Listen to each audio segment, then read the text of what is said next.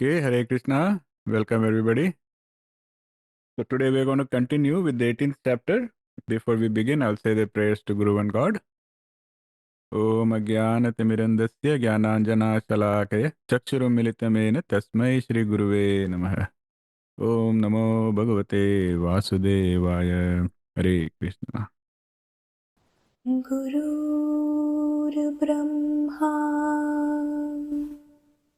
गुरुर्विष्णु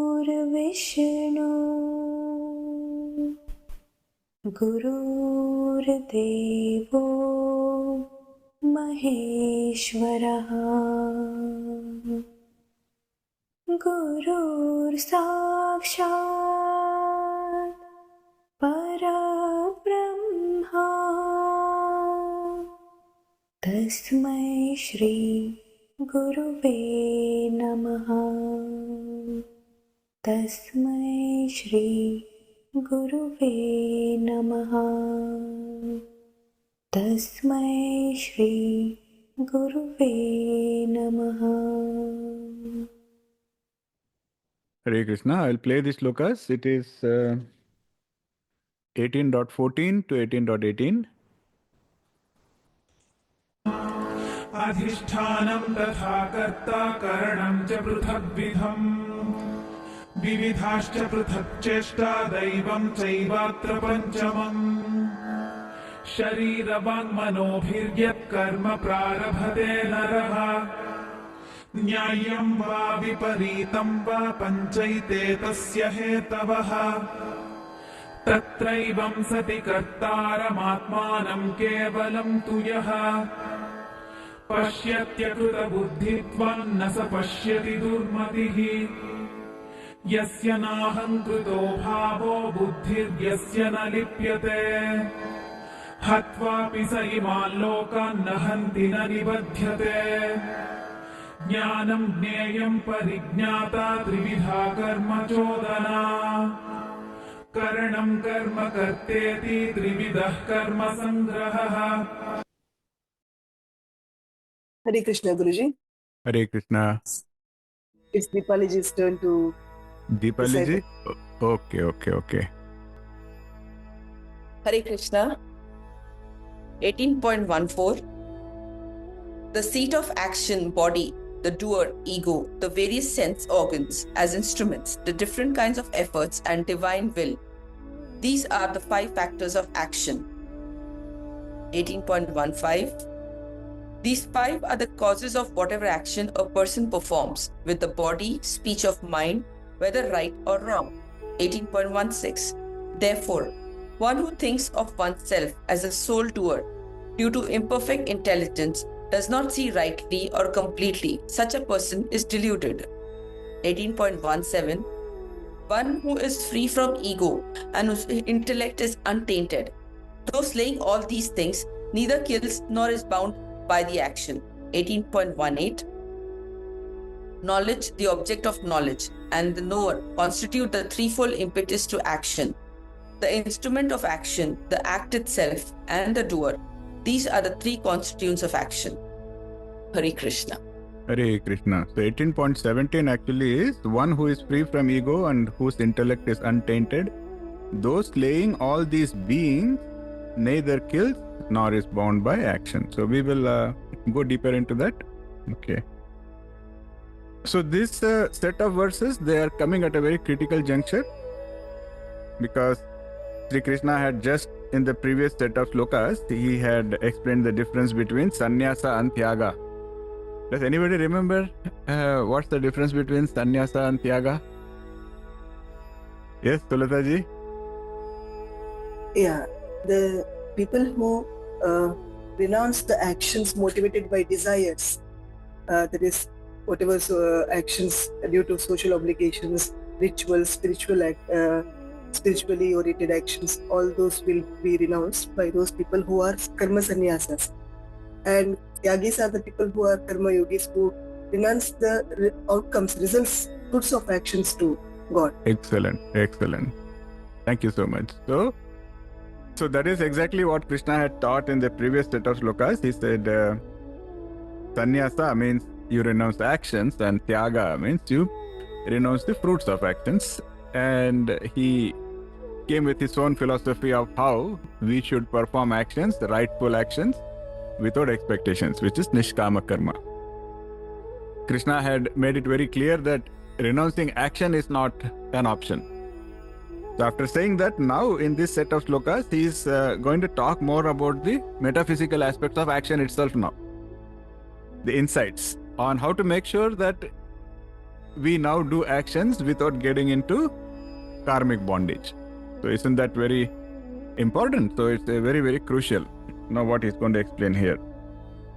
Okay, so now if you recollect again, in the previous session, we ended the session with Krishna's statement which said, I will be explaining the 5 factors of action. That is where we left the previous. So here we are going to start with those 5 factors. So what Krishna is now talking about. So just to let you know, these 5 factors of action, they are also explained in Sankhya philosophy. So if anybody is interested, you can go read up on that. It's Sankhya philosophy is not easy to completely understand and comprehend. It's a bit dry and it's a bit too analytical. It goes too deep. But if you're interested, you can go read up. So this is coming from there. So let us see what those 5 factors of action are. The first factor is called adhiṣṭhānam. So adhiṣṭhānam literally means foundation or base. And in this context, because now we are talking about action, adhiṣṭhānam means the human body, because the human body is the basis. The human body is the foundation of all actions that we can perform. So it is not like what, sometimes some of these scientific mindsets, the way they describe, that's not true. In other words, the body is not just a random collection of some chemicals and some matter, but it's actually a very sophisticated instrument. And it's designed primarily for the purpose of consciousness to operate in the material world. So that is how Sankhya philosophy explains adhiṣṭhānam, the body, the purpose of body. And this is also aligning very perfectly with chapter 13, where the Krishna spoke about the body as being the ceṣṭā. Here we are talking about it as adhiṣṭhānam, and there we spoke about body as ceṣṭā, the field, and the soul was kshetrajña, the knower of the field. I think some of you may slightly have some memories of all these terms. So, okay. So let us see. I mean, we discussed this in 13th chapter, sloka 2 and 3. Anika, you would like to read? Yes, Guruji. Go ahead. Hare Krishna. Verse 13.2. Shri Bhagavanu Vacha Itam Shariram Kaunteya Kshetra Mityapi Diyate Etadyo Viditam Prahu Kshetrajña Iti Tadvitaha. The Supreme Divine Personality said, O son of Kunti, this body is termed as Kshetra, the field. One who knows this field is called Kshetrajña, the knower of the field, by the wise sages. Thank you. Excellent. And then we also have a Katha Upanishad loka that uses the chariot as an example. Not sure if you would like to try this. Anika, maybe no? Okay. So, that Katha Upanishad, we have discussed this earlier. I'm just repeating it here. That Katha Upanishad talks about how the self can be known as the lord of a chariot, and the body can be considered the chariot itself, and the intellect as the charioteer, and the mind as the reins. And this last time when we spoke about it, we said that is pretty much the symbolism of the image of Krishna sitting in a chariot, which is drawn by 5 strong horses and reins in his hand. That picture conveys this core philosophy. Based on these teachings, and also there are some other teachings from other various Upanishads, we can say that the body is the field or the foundation for the spiritual discipline. Also, we can take other examples, like you can look at a theater. In a theater, you have a stage. And without the stage, the actors cannot perform. Similarly, without the body, actions cannot be performed. So the body is providing that platform on which this drama of life can play out. So this is how we should look at the body. Why we are saying this? The body is not for enjoyment. The body is not just for let me enjoy. The body is a platform that we are supposed to use for rightful actions that take us on the path towards spiritual elevation. That was the first factor. The second factor is kartā. Kartā is the individual self, the concept of the doer. Or we can also say the agent of action. So there is in Sankhya philosophy, they refer to the individual soul as Jivatma that experiences itself through the body, and it identifies with the body because of what? What makes the soul get into this identification with body? Okay, I got one answer. Ego, ahankara. The ahankara is what causes that identification. Excellent. See, if you want an example again, we all have seen those. In Hindi, we call it Katputli. I think in English, we just say puppets and puppeteer. So they have those strings in their hands, and they're pulling the strings. But an observer who is not familiar with this concept of puppetry, they may mistakenly think that the puppets are themselves acting. They may think that it is a puppet which is dancing and walking and shaking its hands and legs and all of that, right? Just like that, we don't understand that there are so many other factors, but we forget all of that, and influenced by ego and the past conditioning, we'll end up into this mindset that the individual self is the doer. So that is the whole concept. See, Krishna has explained earlier also, the true Atman is never actually the doer. The Atman is only an observer. However, at a conventional level of experience, this sense of agency is required for any action. What that means is, for any action, you need an agent of action. Like when some important person is going to come, some VIP, they clear the roads. They put barricades. But those clearing of the roads and the barricades, they don't just appear. There was an intention. There was an agent of action that caused that action to happen. Like that, look at any example. This will become very evident, and we will explain further. This kartā we are talking about here, the main purpose of the kartā is to provide that intentionality for action.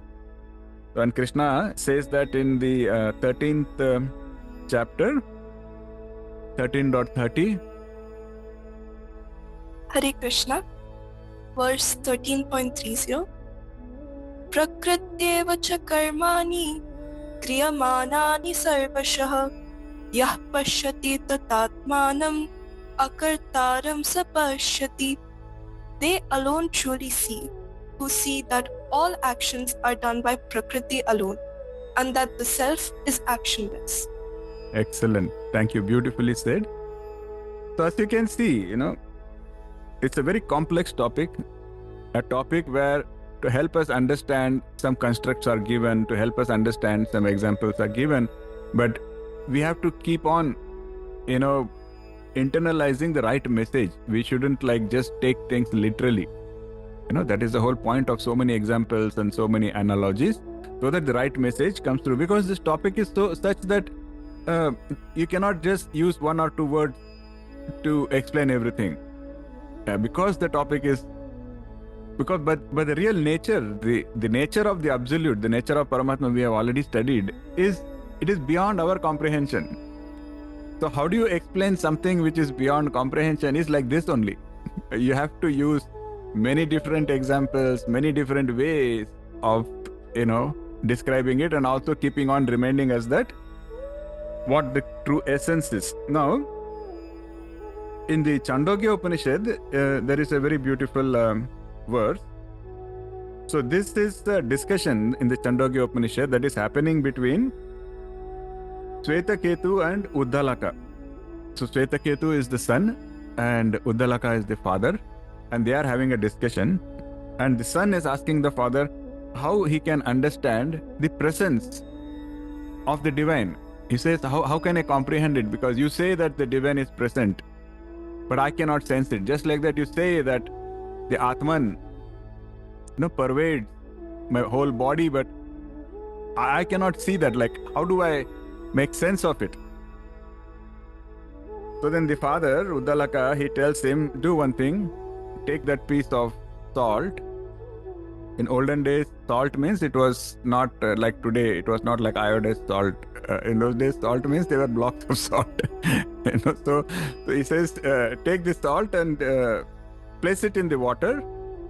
And he says, come back to me in the morning. So the son very obediently, he takes the salt, keeps it in water, then, okay. The next day morning, he comes to his father and says, Father, I did what you said. Now what is the next thing you want me to do? The father says, I want you to now bring back the salt from the water. And then he goes and he's searching, and then he says, I cannot find it, Father. It's completely dissolved.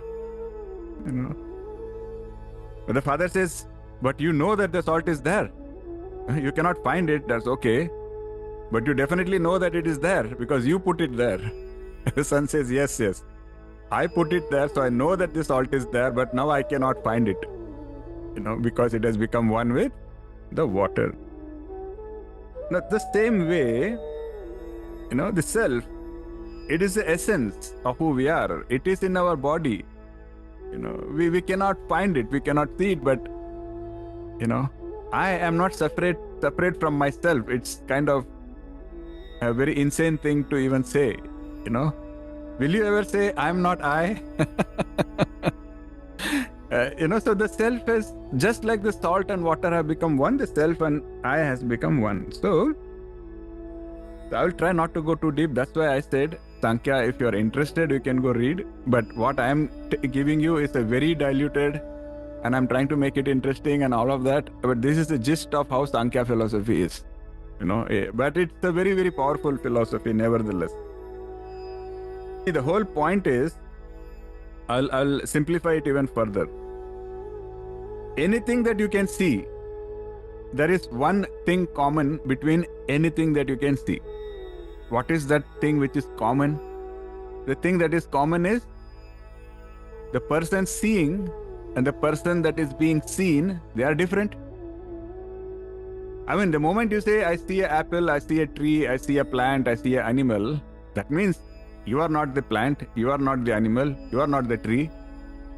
So whenever you say, I see and something, doesn't matter what the thing is, it is separate from you. Correct? But then we just said that the self is not separate from you. The self is you. So then how can you see it? So for people who are logically minded, this is how they explain why the self cannot be seen or intellectualized, because you are not different from the self. So many examples are given, and the salt example is a very beautiful example, of course. And the salt analogy is used in another way also, because we have discussed this earlier. If you study physics or if you study chemistry, for example, let us say you understand what an atom is really well, you don't become an atom. See? So in the material science, no matter how well you know something, you don't become that thing. And that is a fundamental difference between knowing Brahman or knowing the self versus knowing anything else. Because when you know Brahman or when you know the self, you become it. And there they again use the same analogy of a salt. They say just like a salt is trying to figure out from where did I come. So somebody says you came from that ocean. The salt says, I want to know the ocean. So they say, okay, I'll put you in the ocean so that you can know the ocean. But the moment it knows the ocean, it has become the ocean. Now it is not separate from ocean. That is why they say, when you realize Bhagavan, you become Bhagavan. So as you can see, there is so much to know. Shankara is a very great teacher, and he explained that Our body is made from physical elements like food, water, fire. However, the self is not a physical thing. The self is permeating this whole body. Just like that salt that is spreading throughout water, we cannot see it, but it is still there. It is still supporting everything. So this whole argument of, if God is real, show me, is pointless, because if you are real, show me. Can you show me Deepa, or can you show me Poonam, or can you? No, you can show me your body, but can you show me you? No, we cannot. But you are still there. See, what happens once anybody dies? Depending on your faith, your belief, you either bury them under the ground or you burn them. Will they bury you or burn you when you are alive? No, hopefully not. But the moment you are dead, there is no value. So what was valuable? It was not this body. It was something else. So when we say Deepa, or when we say Rajesh, or when we say Ekansha, or anybody, when we feel that pride, when we feel that, importance, what are we feeling important about? It cannot be that body. So that is the self. But now I cannot say, show me that self. That is the whole message we are trying to come to here. Third factor is karaṇam, which is the instrument of action.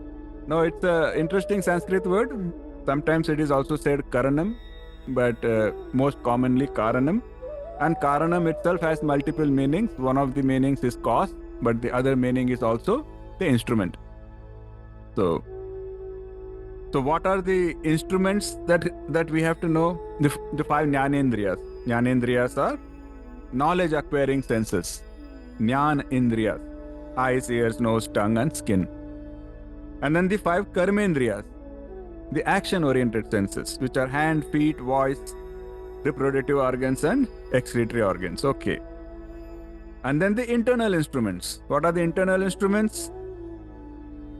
Mana, buddhi, ahankar. Now those all combined, they are also known as antakaran. So when somebody says antakaran, this is what they are talking about. These three internal instruments. So all of them are karaṇam. They are all instruments, like tools through which consciousness is interacting with the material world. Everything has a function and they all have to work together in harmony. Now, it is just like, a carpenter, when they go to make a beautiful furniture or something, they carry with them a toolbox. And the toolbox will have so many different tools. And they will choose which tool is, to be used for which particular thing. But all the tools are used at one point or another by the time they finish carving or creating that beautiful furniture, correct? Just like that, all our actions, they are also requiring these tools. Different tools at different times in different ways. Without them, we cannot perform our actions effectively. The next cause of action is the very interesting one again. It is called vividāscha pratak ceṣṭā. What is ceṣṭā? Different diverse kinds of efforts. So now Krishna talks about effort being the another factor for action. See, we may not realize it, but even the very act of you looking at me, it may seem very trivial, but there is a lot of effort that has gone into it. There was a intention, spurna happened, that you have to see, and then if you want to talk in scientific terms, there were these neurological, currents that have gone to your brain, and then biochemistry happens, and that is what makes your muscles actually contract or do what they do, and so many things are happening, and then finally you are able to see where you want to see and what you want to see. So a lot of effort. So Krishna is saying that no matter how simple the act may seem, but there are efforts even there. And what to talk of rightful actions that take you towards spiritual elevation, it requires tremendous efforts. We have to put a lot of efforts for that to happen. So there is a very beautiful text. It is called Yoga Vasishtha. Is the concept making sense, or is it going a little bouncer? Maybe one more little example to if it is feeling a little dry, okay, I see some heads nodding. So, like, think of orchestra. Everybody knows what an orchestra is. Orchestra is where a group of people come together to create some music. But if you have seen an orchestra, there is one master, we call it the music score or the score sheet or whatever you want to call it. That sheet contains what is the particular music that we want to play today, and that has all the, like, at this time there should be drums, at this time there should be violin, this time, that is called as the music score. That is the intent we spoke about initially. That is the intent for the action, the agency for action. And then there is the conductor who stands with a stick and says, no, you play now, you play now, you play now. He's the guy who's coordinating everything. That is the kartā. And then the musical instruments, you have violins and drums and trumpets. They are the karaṇam, the instruments that we just spoke. And the concert hall where this orchestra happens, that is the adhiṣṭhānam, the foundation, the field. And the ceṣṭā, the effort, somebody has to see. You have a sheet, you have a composer, you have musical instruments, you have the auditorium, you have everything. Can you still hear the music? No. Those musicians still have to take the effort to move their fingers or move their mouth or something, right? And that is ceṣṭā. That is the effort we are talking about. And all of these things, they all have to come together to make good music.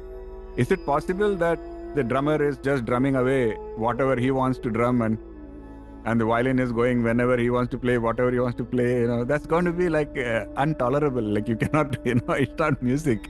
So, good music needs all of them to work in harmony. Just like that, rightful actions that are going to take us in the path of evolution and spiritual evolution, they need all of them to work together in harmony. So, there is this great text called Yoga Vasishtha.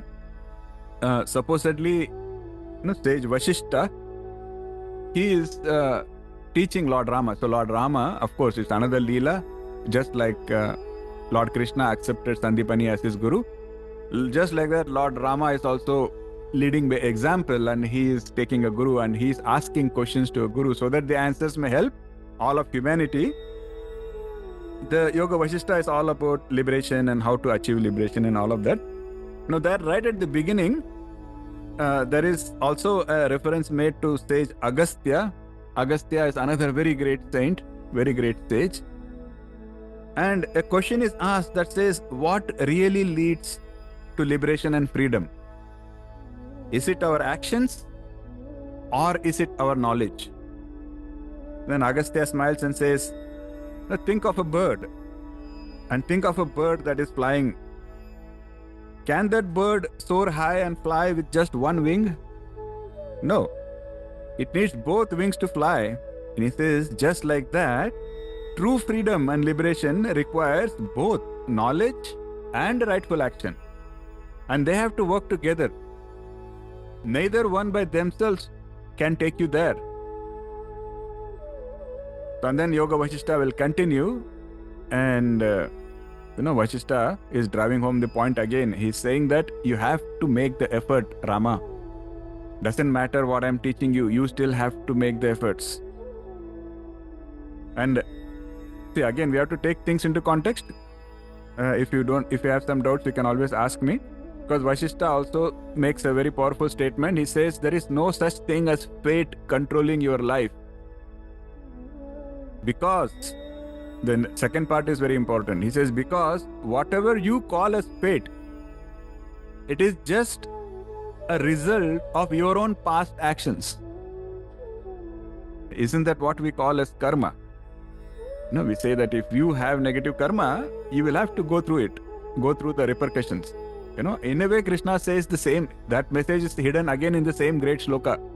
Karmane vadikaraste ma phaleshu kadachana. That is why you don't have a right to the fruits, because that doesn't depend on you. It depends on so many things, including your account of karmas.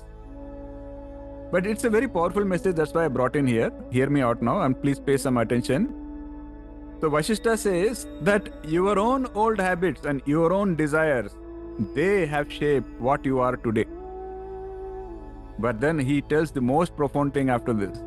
He says, however, the good news is, whatever you do today has more power than all your past actions combined. So it doesn't matter how many lifetimes you have taken, doesn't matter what all karma, kukarma, vikarma you have done. All that put on one side. And on the other side, what you can do today.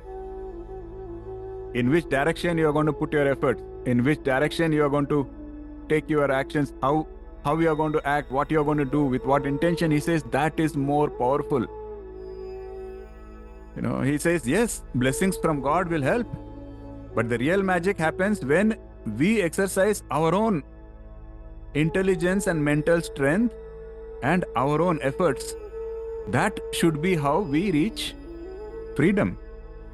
See, from the beginning to end, Yoga Vasishtha, they circle back to self-effort. Vasishtha never says you have to just follow rituals or you have to follow a particular religion. So, Lord Rama then goes on and he will ask Vasishtha, he says, if studying the scriptures or listening to teachers, does it have any value? If you are telling me that my efforts are so important, then is it even valuable for me to listen to teachers or gurus or scriptures and all of that?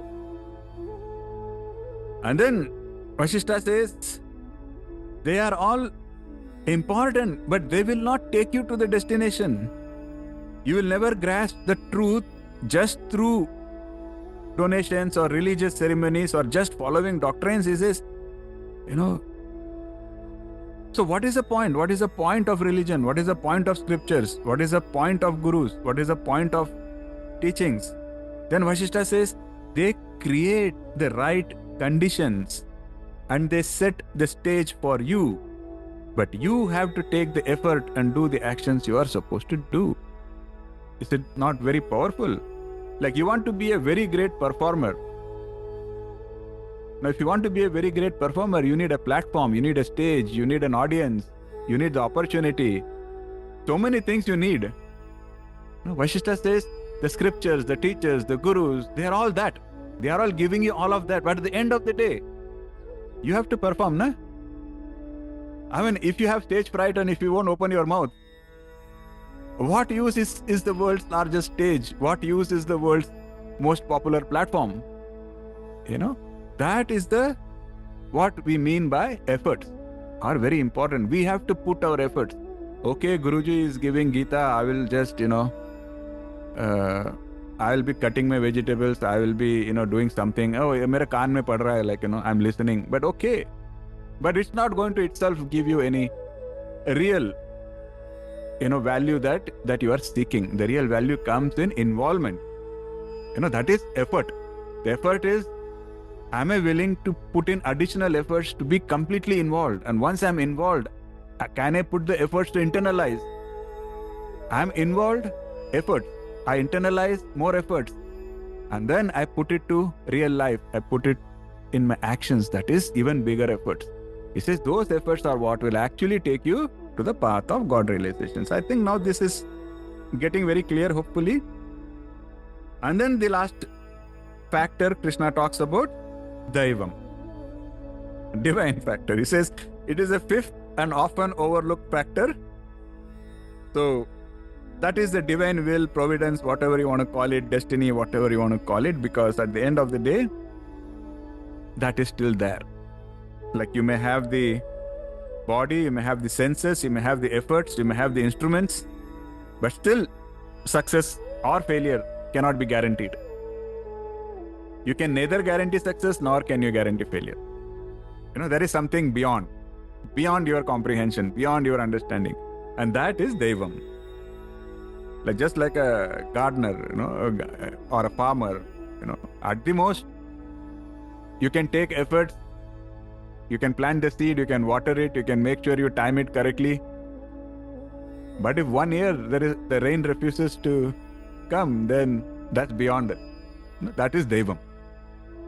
So we need to have the humility that even though I know all this, I still have to have the humility to accept that I'm still not in control. There is somebody beyond me. That is the whole aspect of that. Now you see those 5 factors, they are so important. So doesn't matter, Krishna says, it can be eating, working, fighting, walking, desiring, planning, worrying. He said they're all actions and they're all bound by the same 5 factors. It's a very deep thing. So what is causing bondage? So Krishna in 18.16 says that the fundamental error that leads to bondage, that's seeing oneself as the doer and ignoring these factors. That becomes one of the key reasons for bondage. Because if you have an impure intellect, then you can only, identify with your ego, and you will think you are the kartā. You means the ego now becomes the doer. I do everything. So let us simplify it. What is the mistaken view? What is causing us this bondage? First mistake, ignoring all the other factors. Failing to acknowledge the roles of the body, the senses, the mind, all the instruments and the larger cosmic context. That's the first mistake.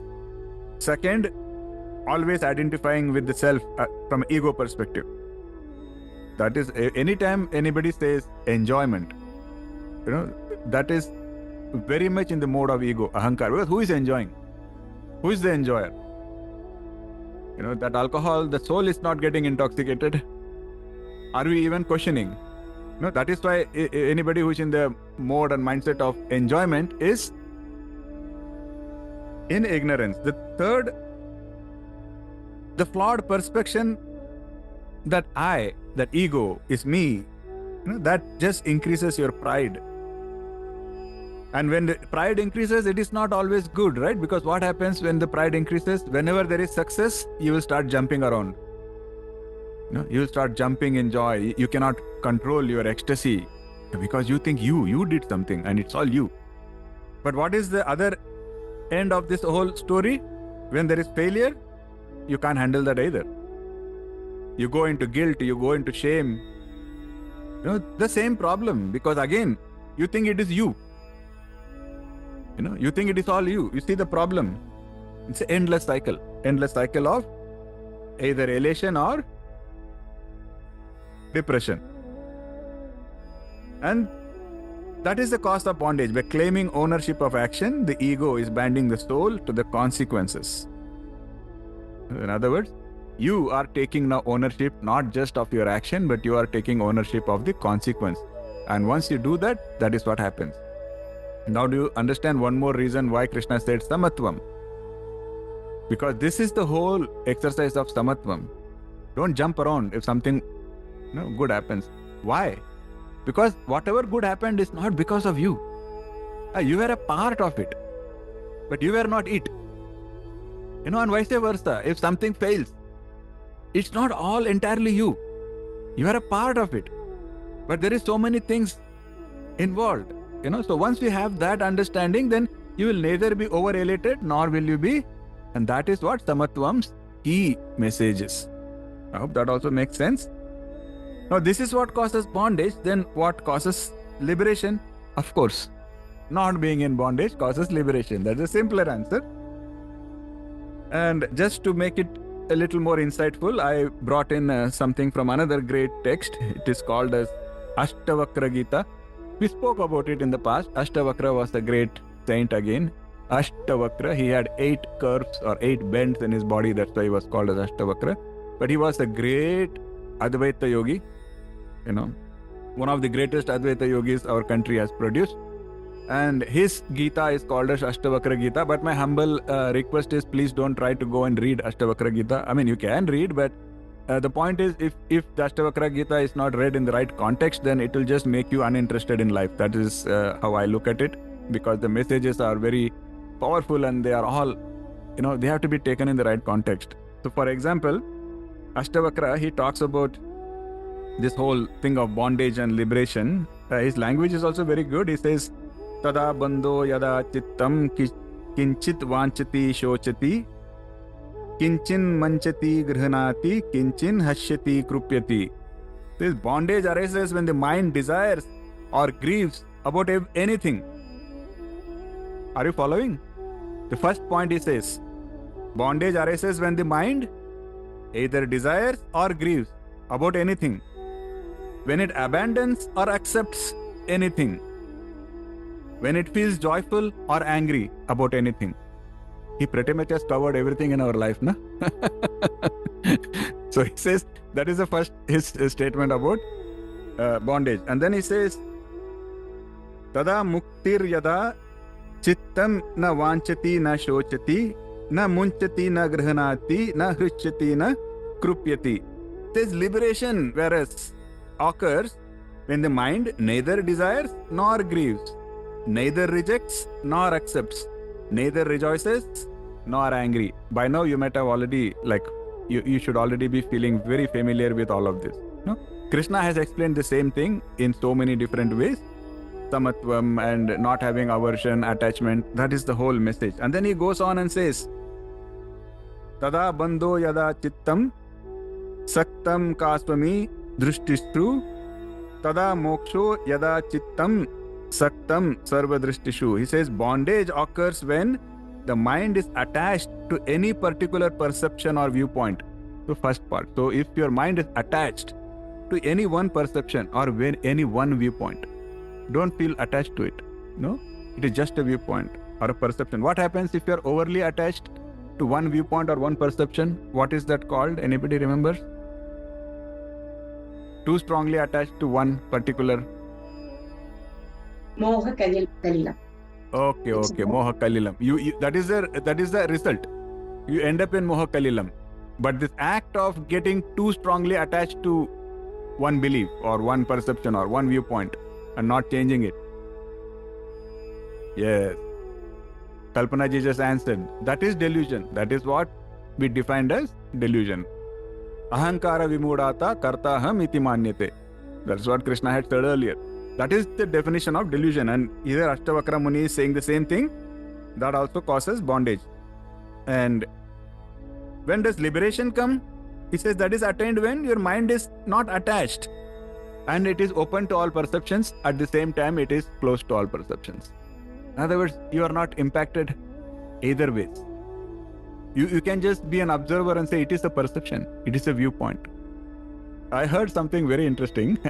This may sound funny, but there was a philosophical message hidden there. So it just came to my mind. So I thought I will talk about it. There was an argument going on between an atheist and a pastor.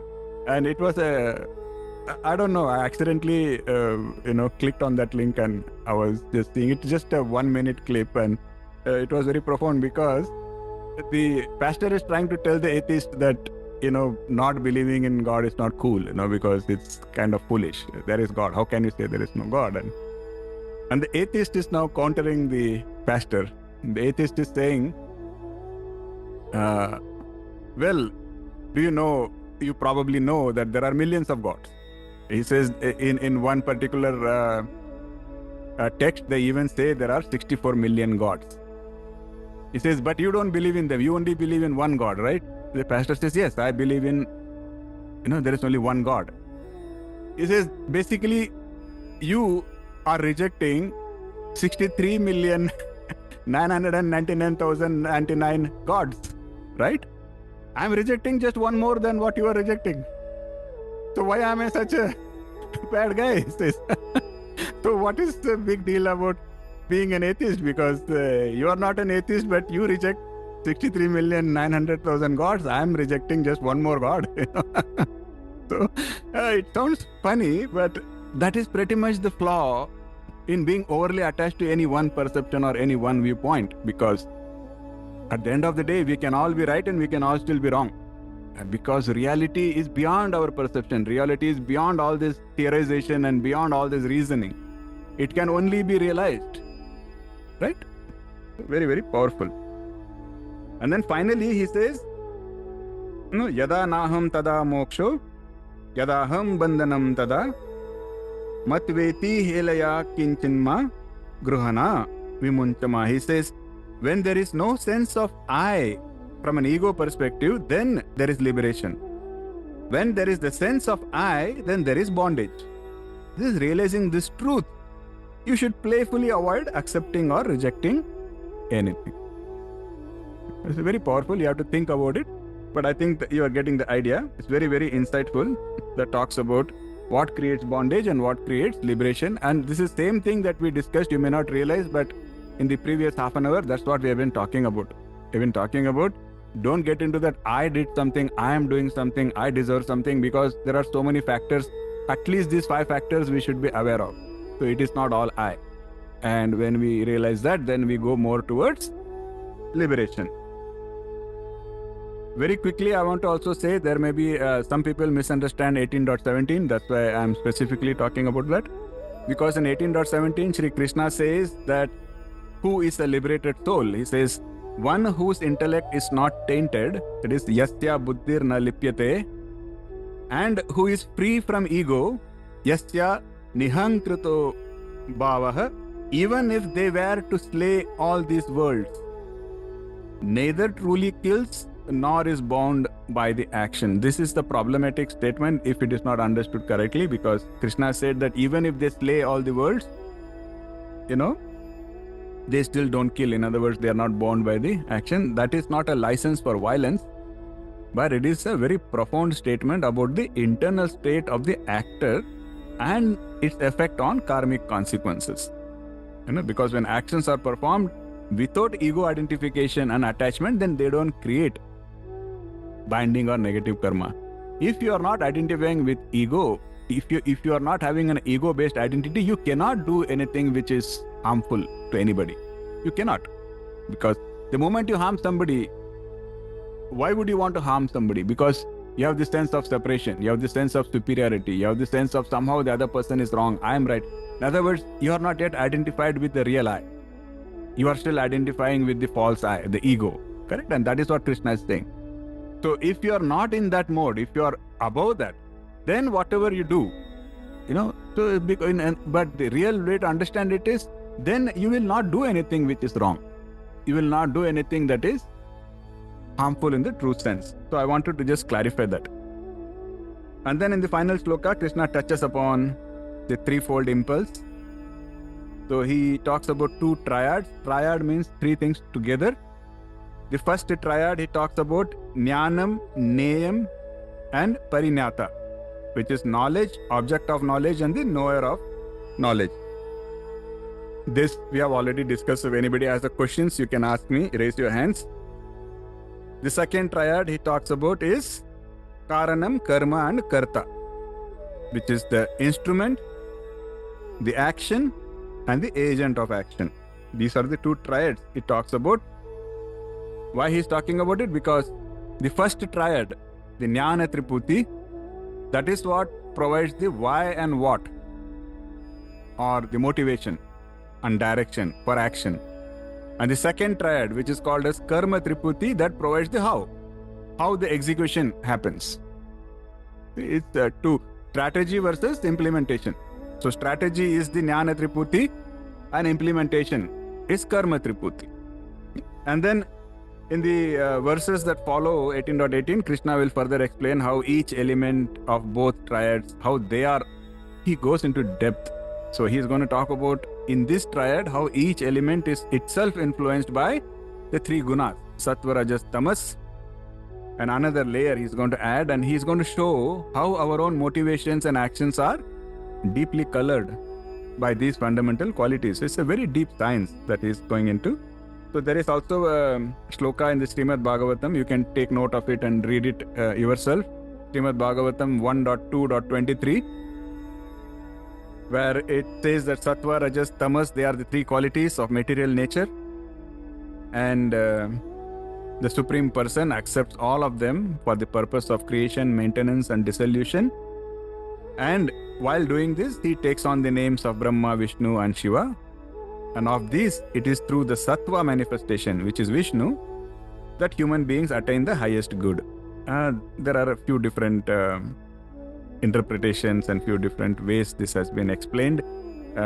We don't have to nitpick on this one. All we have to know is, some people will say, no, Brahma is sattva, Vishnu is rajas, and some people will say Vishnu is sattva, doesn't matter. What matters is the concept that there are these three gunas, and God himself has taken on the roles of these three gunas for different actions that need to be performed for the maintenance of the our entire cosmos.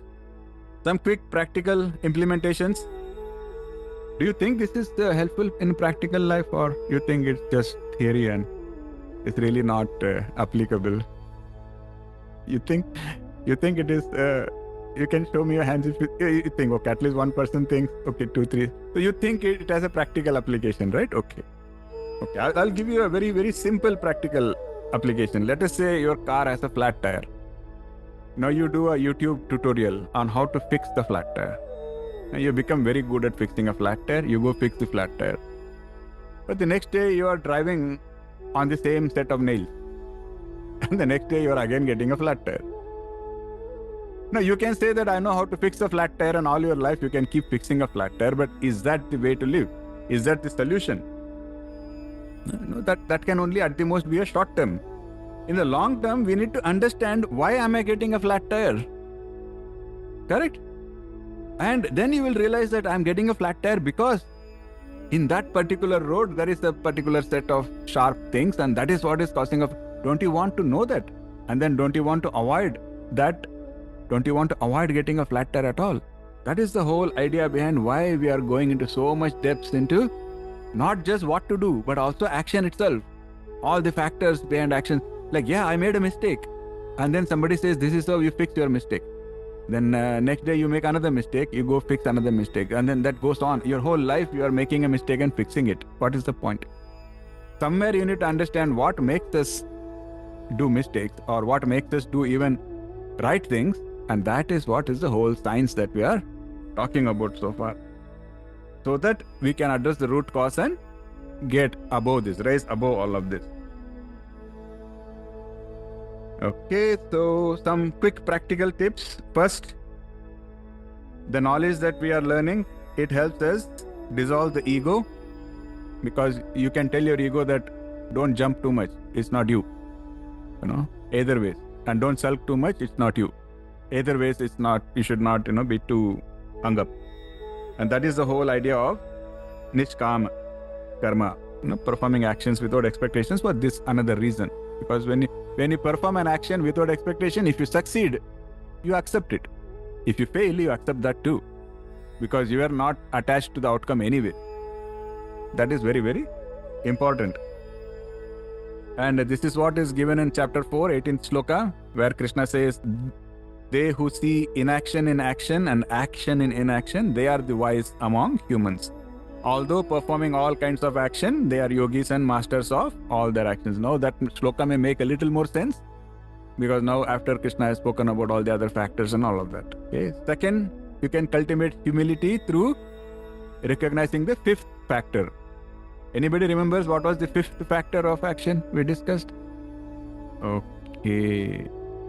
Very nice. We do have some... Okay, let's see. Rajesh ji, what did you want to say? What was it? God. Yes. Daivam. So that is the thing. So once we understand that, that will cultivate humility automatically. The third, our instruments. Now we understand that the senses are neither good nor bad. They are instruments. Whether they are becoming good or bad depends on how we use them. Correct? And when we use them for the right thing, they have to perform well. Like if you are playing a violin, it has to be tuned correctly. It has to be oiled. Well, then you can create the music you want to create. Just like that, our instruments have to be purified and refined. How? That is what we have learned in the Bhagavad Gita. Like pratyahara, dharana, dhyana, discipline, consistency, so many things. So that purification happens and your instruments are in the right shape and form. Then finally, aligning our actions with dharma rather than personal desire or rather than enjoyment. That also we just explained why it is very important. So that is pretty much the wisdom to live fully engaged in a world of action while remaining inwardly free, and to act with compassion while knowing that in the deepest sense we are not the doer, but we are pretty much the witness to this cosmic play. And through this, what happens? If we have this understanding, then action will no longer become a cause of bondage. Instead, it can become a cause of our liberation. So with that, I can stop talking. Hare Krishna. I know this is a very technical topic. I have tried my best to simplify it without diluting it. But if something doesn't make sense, or if you have any questions, comments, please feel free. The floor is open. Yes, Sandeep ji. Guruji, I just wanted to add something. In 18.17, you said that the chances of misinterpretation is very high. But one point why Krishna, I felt that why Krishna states there is because Arjuna has to do that action of slaying his kith and kin. Exactly. So that is why he puts that point. Excellent. So that he can do it without doubt. Brilliant. Applause. You have understood it very correctly. So it was very required at that point because he's completing the Bhagavad Gita, and right after completion, Arjuna has to go and do his job. So he has to. So that's why he slays. He says that you are still not the slayer. He said that in the beginning also. He said, Yes. Who is the slayer and who is being slain? That is what he said in the 2nd chapter. And in the 18th chapter, he gives an assurance saying, if you internalize all my teachings, and if you act without identifying with the ego and without attachment, then even if you slay all the 3 worlds, it's not going to be creating bondage. Very, very excellent. Thank you, Sandeep ji. Anybody else had anything? It's okay. If you want time, you can. Yes, Deepa ji. No, there was an aha moment where you said, sometimes, something major has happened in a life. I mean, this you cannot disclose it, but if it has happened and you kind of hold yourself responsible. But then when you said that you're not the only person who's responsible for whatever that has happened, there are a couple of other things, that adds on to it, and that kind of makes you realize, it's a major realization that you cannot hold yourself responsible for that, whatever incident has happened. Yes, of course, but there is a caveat. That is, given you have done actions as nishkama karma in the past, so if your actions have all been aligned with dharma, and if they have been nishkama, then neither success nor failure is yours. Yeah. Then we should have this mindset that it is all. But whereas if your actions have been adharmic, if your actions have been intentionally not aligned with dharma, if your actions have been intentionally malicious, then of course whatever consequence comes, you are totally accountable for that. So in this context, we are only trying to say that we shouldn't get attached to our own ego. Because even if you do actions selflessly, there is a chance that, or I'm asking the other way, how can you say that what you did was selfless? How can you say that what you did was nishkama? This is how you can say that if it gives me tremendous success, I'm not considering it because of me. I was an instrument. Just like that, if I get tremendous failure, again it's the same thing, provided I have done nishkama karma. Yeah. So that's the very good way to look at it. Yes, it's very true. So many things happen we cannot understand, and it's not us. We have to have the humility to totally acknowledge that. Failure especially is it takes a lot of maturity to handle failure the right way. The more egoistic we are, the more difficult it is to handle failure. Only when you say that I am the one means, then ahankāram will come, the ego comes. When it comes, everything will spoil, all that goodness. So, right, what you're telling, not attached to anything, either failure or success. So, if you're not attaching, no ego, no something, so it will be calm, the mind will be the calmness. Yeah, so the beautiful message, which it took me a long time to internalize this in my own life, is whenever we have some kind of failure, instead of getting into a mindset of why me, or I did all right things, or how can this happen, we get into all that negative mindset that pulls, but that's pointless. I think we have to shift the focus away from, was there any rightful action that I should have taken which I did not take, or was there any wrong action that I took? We should spend that energy only in that way, learn from that, and going forward continue to focus on rightful action. It is very possible that at some point in your life you would totally be convinced that you have done all rightful action and still you are not getting a good result. There is where the humility needs to come, that I have done everything that I need to do. Beyond that, it is up to God. So I hope all this makes sense. Thank you so much. It also reminds me, Guruji, of what you have said in the past, that when there is a problem, instead of focusing on the person, focus on the problem itself and what needs to be done, as opposed to the person or the doer or the people involved in it. Correct. All these things. Yeah, sorry, go ahead. No, go ahead. What you are trying to say?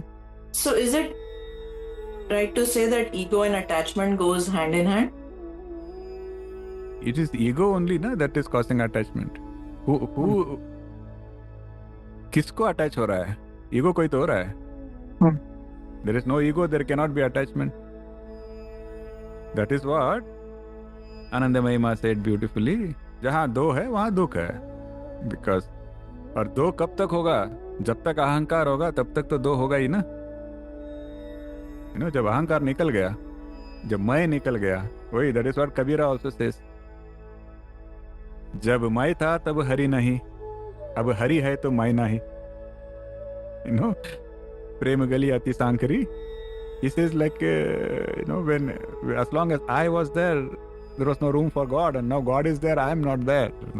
So, and these attachments are all I like this, I want this, my house, my car, all.